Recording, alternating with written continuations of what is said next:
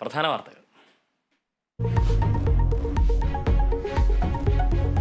ശബരിമല വരുമാനത്തിൽ വൻ കുറവ്.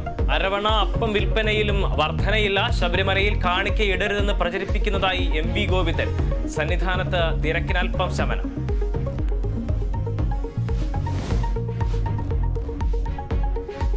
ചലച്ചിത്ര അക്കാദമിയിൽ പോരുമുറുകുന്നു. ചെയർമാൻ ഏകാധിപതിയെ പോലെ പെരുമാറുന്നുവെന്ന കൗൺസിൽ അംഗങ്ങൾ. തിരുത്തിയില്ലെങ്കിൽ പുറത്താക്കണമെന്നും ആവശ്യം. രാജിയില്ലെന്ന് രഞ്ജിത്ത്.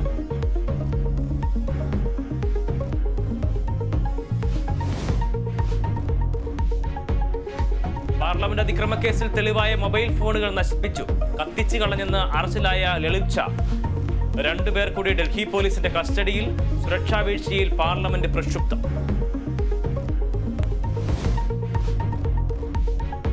വണ്ടിപ്പെരിയാർ പോക്സോ കേസിൽ പുനർവിചാരണ വേണമെന്ന് മാതാപിതാക്കൾ. അപ്പീൽ നൽകാൻ പ്രോസിക്യൂഷൻ നടപടികൾ തുടങ്ങി.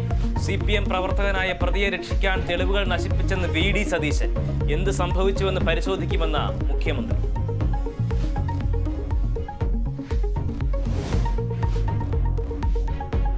സംസ്ഥാനത്ത് മഴ ശക്തമാകുമെന്ന് മുന്നറിയിപ്പ്. നാളെ 7 ജില്ലകളിൽ യെല്ലോ അലർട്ട്. തമിഴ്നാട്ടിലും കനത്ത മഴയ്ക്ക് സാധ്യത.